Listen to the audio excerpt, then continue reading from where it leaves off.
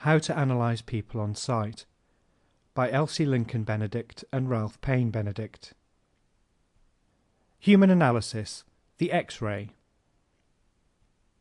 Modern science has proved that the fundamental traits of every individual are indelibly stamped in the shape of his body, head, face, and hands. An X-ray by which you can read the characteristics of any person on sight. The most essential thing in the world to any individual is to understand himself. The next is to understand the other fellow. For life is largely a problem of running your own car as it was built to be run, plus getting along with the other drivers on the highway. From this book you are going to learn which type of car you are, and the main reasons why you have not been getting the maximum of service out of yourself. Also, you are going to learn the makes of other human cars, and how to get the maximum of cooperation out of them. This cooperation is vital to happiness and success. We come in contact with our fellowmen in all the activities of our lives, and what we get out of life depends, to an astounding degree, on our relations with them. Reaction to environment. The greatest problem facing any organism is successful reaction to its environment. Environment, speaking scientifically, is the sum total of your experiences. In plain United States, this means fitting vocationally, socially, and maritally into the place where you are. If you don't fit, you must move or change your environment to fit you. If you can't change the environment and you won't move, you will become a failure, just as tropical plants fail when transplanted to the Nevada desert. Learn from the sagebrush. But there is something that grows and keeps on growing in the Nevada desert, the sagebrush. It couldn't move away, and it couldn't change its waterless environment, so it did what you and I must do if we expect to succeed. It adapted itself to its environment, and there it stands, each little stalwart shrub a reminder of what even a plant can do when it tries. Moving won't help much. Human life faces the same alternatives that confront all other forms of life, of adapting itself to the conditions under which it must live, or becoming extinct. You have an advantage over the sagebrush, in that you can move from your city or state or country to another, but after all, that is not much of an advantage. For though you may improve your situation slightly, you will still find that in any civilized country the main elements of your problem are the same. Understand yourself and others. So long as you live in a civilized or thickly populated community, you will still need to understand your own nature and the natures of other people. No matter what you desire of life, other people's aims, ambitions, and activities constitute vital obstructions along your pathway. You will never get far without the cooperation, confidence, and comradeship of other men and women. Primitive problems. It was not always so, and its recentness in human history may account for some of our blindness to this great fact. In primitive times, people saw each other rarely and had much less to do with each other. The human element was then not the chief problem. Their environmental problems had to do with such things as the elements, violent storms, extremes of heat and cold, darkness, and the ever-present menace of wild beasts, whose flesh was their food, yet who would eat them first, unless they were quick in brain and body. Civilization's changes. But all that is changed. Man has subjugated all other creatures, and now walks the earth, its supreme sovereign. He has discovered and invented and builded, until now we live in skyscrapers, talk around the world without wires, and by pressing a button turn darkness into daylight. Causes of failure. Yet with all our knowledge of the outside world, 99 lives out of every 100 are comparative failures. The reason is plain to every scientific investigator. We have failed to study ourselves in relation to the great environmental problem of today. The stage setting has been changed, but not the play. The game is the same old game. You must adjust and adapt yourself to your environment, or it will destroy you. Mastering his own environment. The cities of today look different from the jungles of our ancestors, and we imagine that because the brain of man overcame the old menaces, no new ones have arisen to take their place. We no longer fear extermination from cold, we turn on the heat. We are not afraid of the vast oceans which held our primitive forebears in thrall, but pass swiftly, safely, and luxuriously over their surfaces. And soon we shall be breakfasting in New York and dining the same evening in San Francisco. Facing new enemies. But in building up this stupendous superstructure of modern civilization, man has brought into being a society so intricate and complex that he now faces the new environmental problem of human relationships. The modern spider's web. Today we depend for life's necessities almost wholly upon the activities of others. The work of thousands of human hands and thousands of human brains lies back of every meal you eat, every journey you take, every book you read, every bed in which you sleep, every telephone conversation, every telegram you receive, every garment you wear. And this fellow man of ours has multiplied, since that dim distant dawn, into almost 2 billion human beings, with at least 1 billion of them after the very things you want, and not a tenth enough to go around. Adapt or die. Who will win? Nature answers for you. She has said with awful and inexorable finality that, whether you are a blade of grass in the Nevada desert or a man in the streets of London, you can win only as you adapt yourself to your environment. Today our environmental problem consists largely of the other fellow. Only those who learn to adapt themselves to their fellows can win great or lasting rewards. Externals indicate internal nature.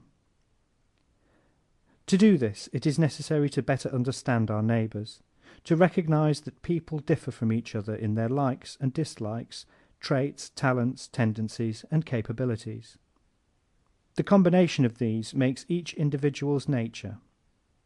It is not difficult to understand others, for with each group of these traits there always goes its corresponding physical makeup, the externals whereby the internal is invariably indicated. This is true of every species on the globe, and of every subdivision within each species. Significance of size, shape, and structure. All dogs belong to the same species, but there is a great difference between the nature of a St. Bernard and that of a terrier, just as there is a decided difference between the natures of different human beings. But in both instances, the actions, reactions, and habits of each can be accurately anticipated on sight by the shape, size, and structure of the two creatures. Differences in breed. When a terrier comes into the room, you instinctively draw away, unless you want to be jumped at and greeted effusively, but you make no such movement to protect yourself from a St. Bernard, because you read on sight the different natures of these two from their external appearance. You know a rose, a violet, a sunflower, and an orchid, and what perfume you are sure to find in each, by the same method. All are flowers, and all belong to the same species, just as all human beings belong to the same species. But their respective size and shape and structure tell you in advance and on sight what their respective characteristics are. The same is true of all human beings. They differ in certain fundamentals, but always and invariably in accordance with their differences in size, shape, and structure. The instinct of self-preservation. The reason for this is plain. Goaded by the instinct of self-preservation, man, like all other living things, has made heroic efforts to meet the demands of his environment. He has been more successful than any other creature is, and as a result, the most complex organism on the earth. But his most baffling complexities resolve themselves into comparatively simple terms once it is recognized that each internal change brought about by his environment brought with it the corresponding external mechanism without which he could not have survived. Interrelation of body and brain. So today we see man a highly evolved creature who not only acts but thinks and feels. All these thoughts, feelings, and emotions are interrelated. The body and the mind of man are so closely bound together that whatever affects one affects the other. All instantaneous change of mind instantly changes the muscles of the face. A violent thought instantly brings violent bodily movements. Movies and face muscles. The moving picture industry, said to be the third largest in the world, is based largely on this interrelation. This industry would become extinct if something were to happen to sever the connection between external expressions and the internal nature of men and women. Tells fundamentals. How much do external characteristics tell about a man? They tell with amazing accuracy all the basic fundamental principal traits of his nature. The size, shape, and structure of a man's body tell more important facts about his real self, what he thinks and what he does, than the average mother ever knows about her own child. Learning to read. If this sounds impossible, if the seeming incongruity, multiplicity, and heterogeneity of human qualities have baffled you, remember that this is exactly how the print in all books and newspapers baffled you before you learned to read. Not long ago I was reading stories aloud to a 3-year-old. She wanted to see the pictures, and when told there were none, had to be shown the book. "What funny little marks!" she cried, pointing to the print. "How do you get stories out of them?" Printing looked to all of us at first just masses of meaningless little marks. But after a few days at school how things did begin to clear up. It wasn't a jumble after all. There was something to it. It straightened itself out until the funny little marks became significant. Each of them had a meaning, and the same meaning under all conditions. Through them your whole outlook on life became deepened and broadened, all because you learned the meaning of 26 little letters and their combinations. Reading people. Learning to read men and women is a more delightful process than learning to read books, for every person you see is a true story, more romantic and absorbing than any ever bound in covers. Learning to read people is also a simpler process than learning to read books, because there are fewer letters in the human alphabet. Though man seems to the untrained eye a mystifying mass of funny little marks, he is not now difficult to analyze. Only a few feelings. This is because there are, after all, but a few kinds of human feelings. Some form of hunger, love, hate, fear, hope, or ambition gives rise to every human emotion and every human thought. Thoughts bring actions. Now our actions follow our thought. Every thought, however transitory, causes muscular action which leaves its trace in that part of the physical organism which is most clearly allied to it. Physiology and psychology interwoven.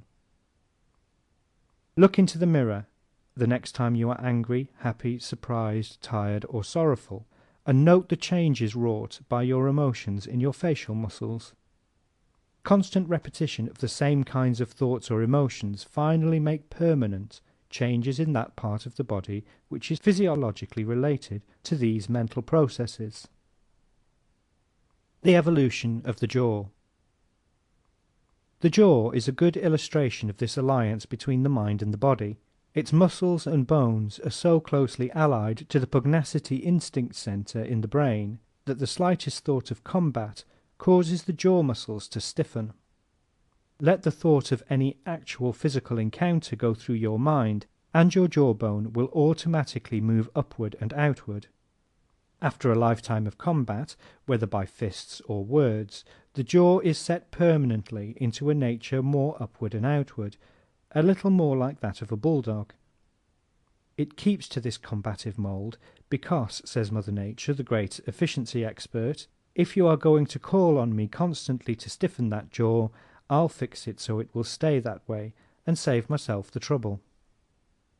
Inheritance of acquired traits.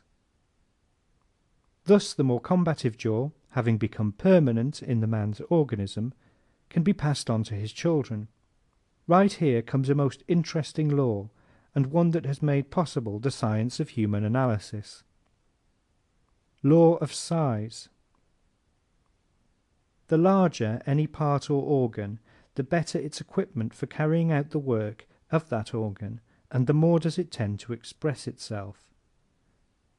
Nature is an efficiency expert, and doesn't give you an oversupply of anything without demanding that you use it. Jaws becoming smaller. Our ancestors developed massive jaws as a result of constant combat. As fast as civilization decreased the necessity for combat, nature decreased the size of the average human jaw. Meaning of the big jaw. But wherever you see a large protruding jaw, you see an individual, armed and engined, as Kipling says, for some kind of fighting. The large jaw always goes with a combative nature, whether it is found on a man or a woman, a child, a pugilist, or a minister. Exhibit A. The Irishman. The large jaw, therefore, is seen to be both a result and a cause of certain things. As the inheritance of a fighting ancestor, it is the result of millions of years of fighting in prehistoric times, and like any other overdeveloped part or organ, it has an intense urge to express itself. This inherent urge is what makes the owner of that jaw fight at the drop of a hat, and often have a chip on his shoulder.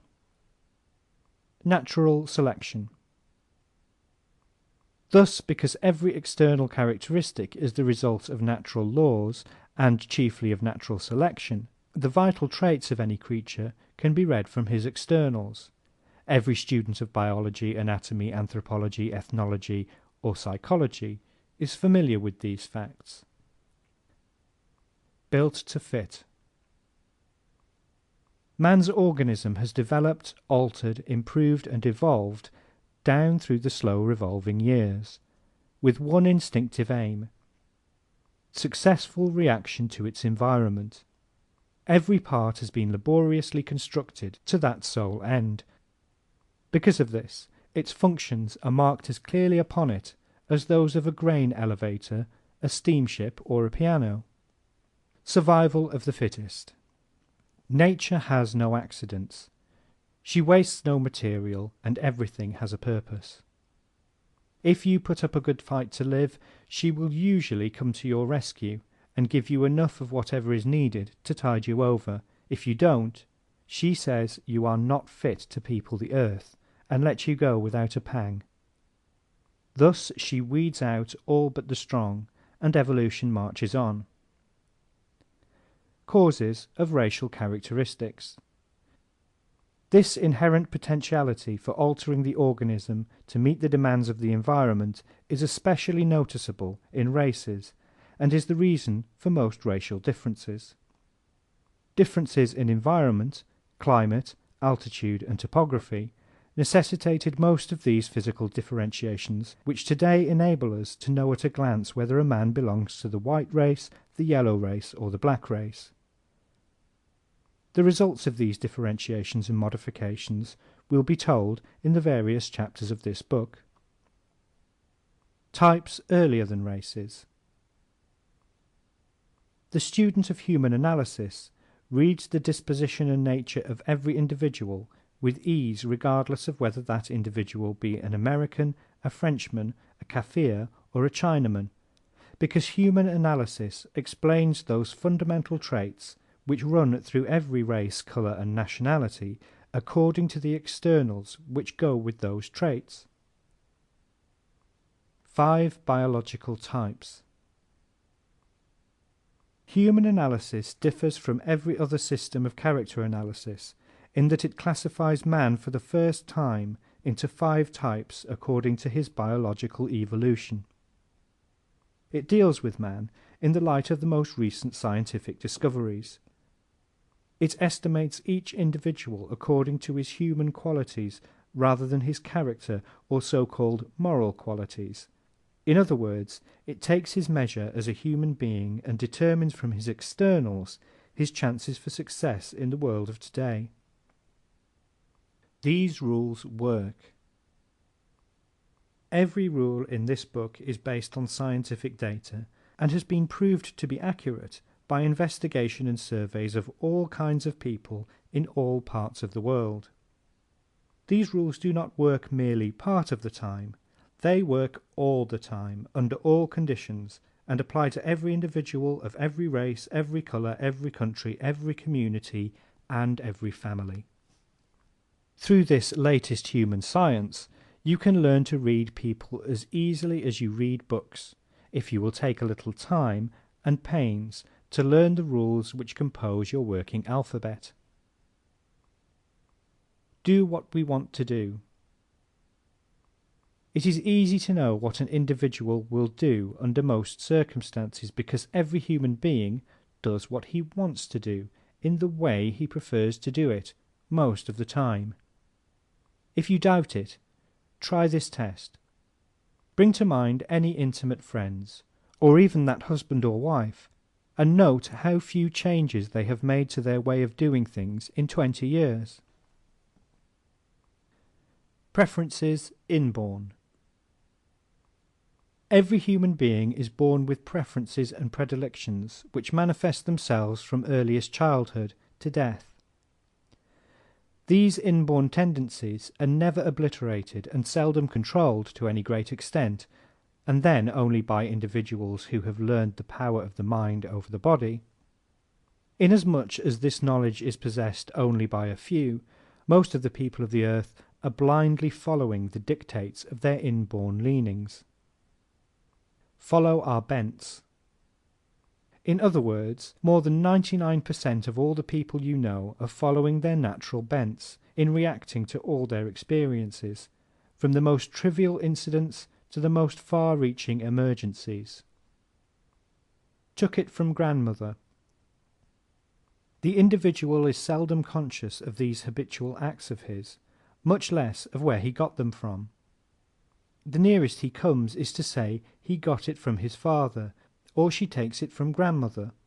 But where did grandmother get it? Man no mystery. Science has taken the trouble to investigate, and today we know not only where grandmother got it, but what she did with it. She got it along with her size, shape, and structure, in other words, from her type. And she did just what you and everybody else does with his type characteristics. She acted in accordance with her type, just as a canary sings like a canary instead of talking like a parrot, and just as a rose gives off rose perfume instead of violet. This law holds throughout every species, and explains man, who likes to think himself a deep mystery, as it explains every other creature. The hold of habit. Look around you in shop, office, field, or home, and you will find that the quick, alert, impulsive man is acting quickly, alertly, and impulsively most of the time. Nothing less than a calamity slows him down, and then only temporarily, while the slow, patient, mild, and passive individual is acting slowly, patiently, mildly, and passively, in spite of all goads. Some overwhelming passion or crisis may speed him up momentarily, but as soon as it fades he reverts to his old slow habits. Significance of fat, bone, and muscle. Human analysis is the new science which shows you how to recognize the slow man, the quick man, the stubborn man, the yielding man, the leader, the learner, and all other basic kinds of men on sight, from the shape, size, and structure of their bodies. Certain bodily shapes indicate predispositions to fatness, leanness, boniness, muscularity, and nervousness, and this predisposition is so much a part of the warp and woof of the individual that he cannot disguise it. The urge given him by this inborn mechanism is so strong as to be practically irresistible.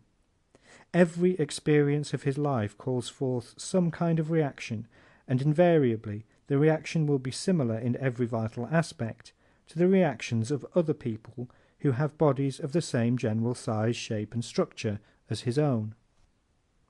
Succeed at what we like. No person achieves success or happiness when compelled to do what he naturally dislikes to do. Since these likes and dislikes stay with him to the grave, one of the biggest modern problems is that of helping men and women to discover and to capitalize their inborn traits. Enthusiasm and self-expression. Every individual does best those things which permit him to act in accordance with his natural bents. This explains why we like best those things we do best. It takes real enthusiasm to make a success of any undertaking, for nothing less than enthusiasm can turn on a full current. We struggle from the cradle to the grave for self-expression, and everything that pushes us in a direction opposed to our natural tendencies is done half-heartedly, inefficiently, and disgruntledly. These are the steps that lead straight to failure, yet failure can be avoided and success approximated by every normal person, if he will take the same precaution with his own machinery that he takes with his automobile. Learn to drive your car. If you are presented with a car by your ancestors, which is precisely what happened to you at birth, you would not let an hour go by without finding out what make or type of car it was. Before a week elapsed, you would have taken the time, labor, and interest to learn how to run it, not merely any old way, but the best way for that particular make of car. 5 makes of human cars. There are 5 types of human cars, differing as definitely in size, shape, and structure as Fords differ from Pierce Arrows. Each human type differs as widely in its capacities, possibilities, and aptitudes as a Ford differs from a Pierce Arrow. Like the Ford or Pierce Arrow, the externals indicate these functions with unfailing accuracy. Furthermore, just as a Ford never changes into a Pierce, nor a Pierce into a Ford, a human being never changes his type. He may modify it, train it, polish it, or control it somewhat, but he will never change it. Cannot be deceived. The student of human analysis cannot be deceived as to the type of any individual any more than you can be deceived about the make of a car.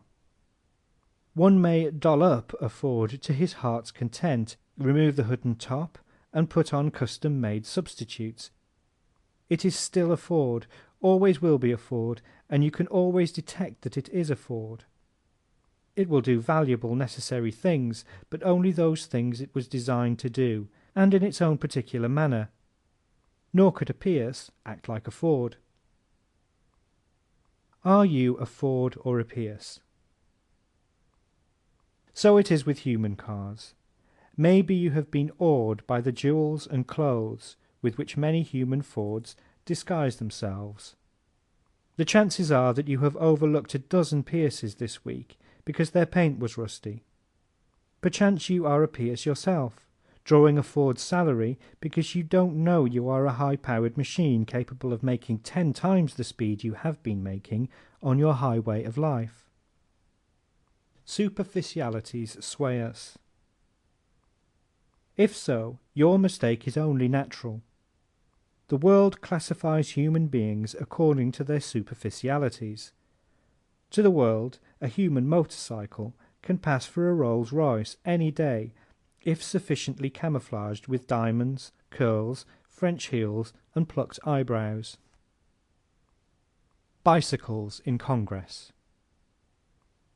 In the same manner, a bicycle in human form gets elected to Congress because he plays his machinery for all it's worth and gets 100% service out of it. Every such person learned early in life what kind of car he was and capitalized its natural tendencies. Don't judge by veneer.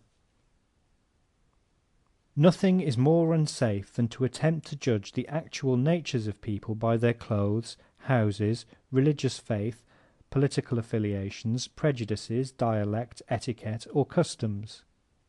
These are only the veneer laid on by upbringing, teachers, preachers, traditions, and other forces of suggestion.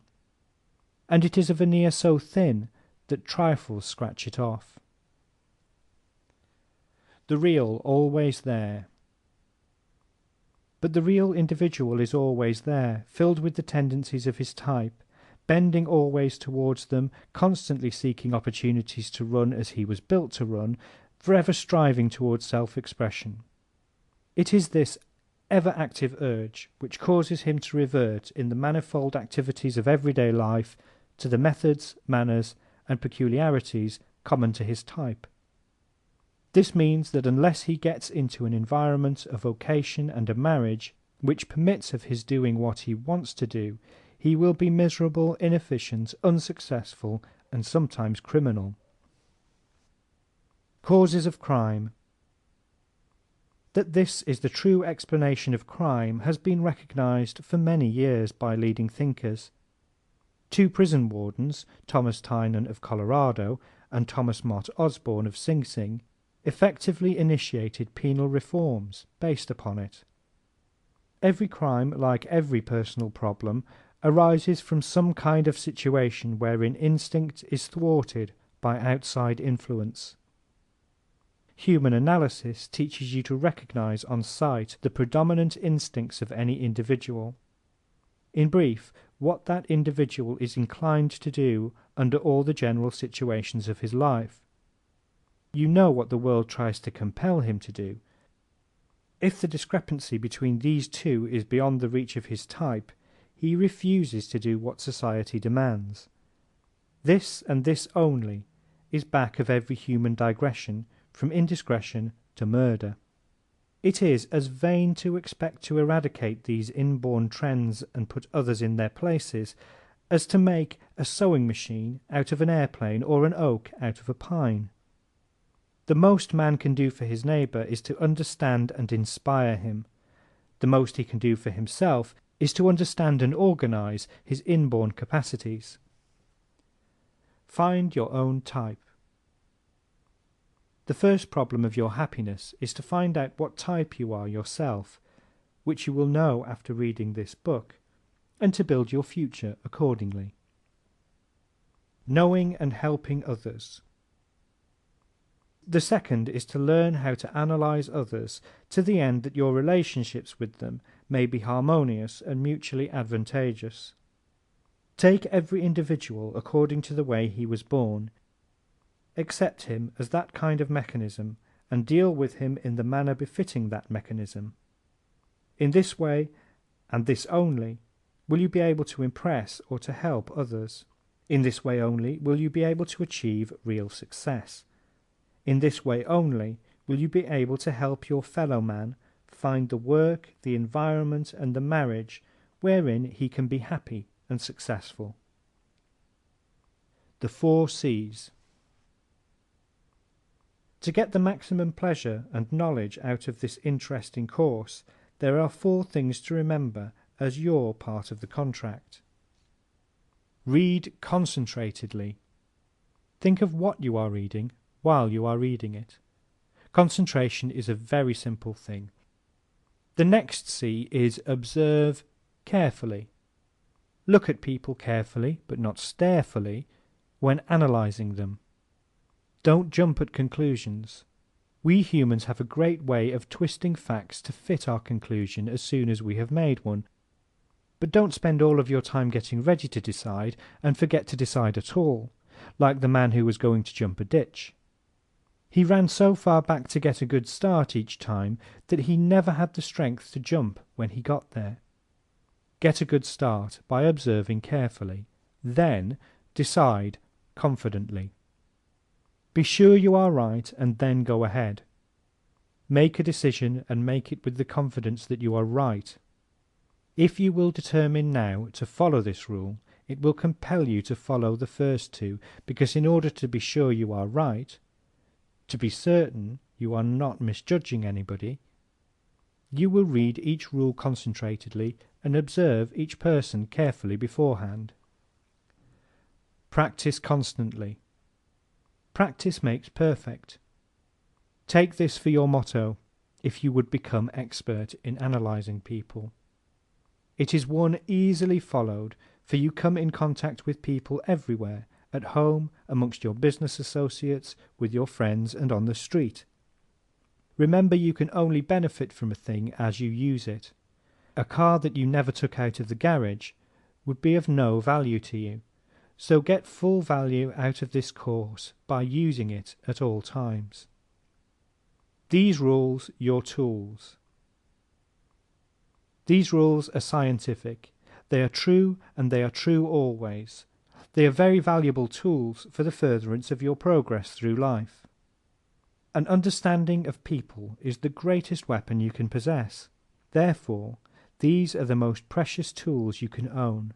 But like every tool in the world, and all knowledge in the world, they must be used as they were built to be used, or you will get little service out of them. You would not expect to run a car properly without paying the closest attention to the rules for clutches, brakes, starters, and gears. Everything scientific is based not on guesses, but laws. This course in analysing people on sight is as scientific as the automobile. It will carry you far and do it easily if you will do your part. Your part consists of learning the few simple rules laid down in this book and applying them in the everyday affairs of your life. Fewer and truer. Many things which have been found to be true in almost every instance could therefore have been included in this course, but we prefer to make fewer statements and have those of bedrock certainty. Therefore this course, like all our courses, consists exclusively of those facts which have been found to be true in every particular of people in normal health.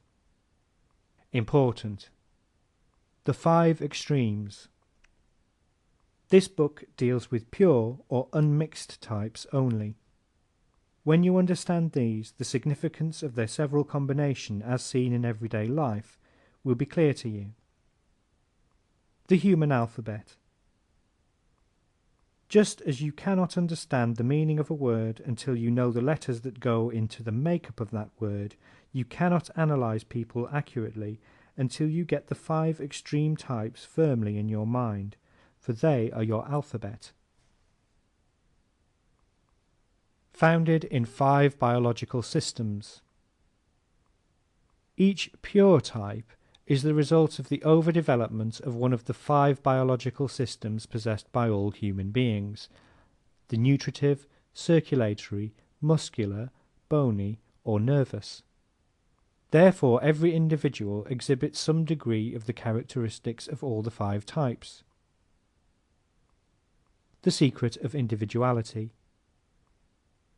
But his predominant traits and individuality, the things that make him the kind of man he is, agree infallibly with whichever one of the 5 systems predominates in him. Combinations common in America. The average American man or woman is a combination of some 2 of these types, with a third discernible in the background. To analyze people. To understand human beings, familiarize yourself first with the pure or unmixed types, and then it will be easy and fascinating to spell out their combinations and what they mean in the people all about you. Postpone combinations. Until you have learned these pure types thoroughly, it will be to your advantage to forget that there is such a thing as combinations. After you have these extreme types well in mind, you will be ready to analyze combinations.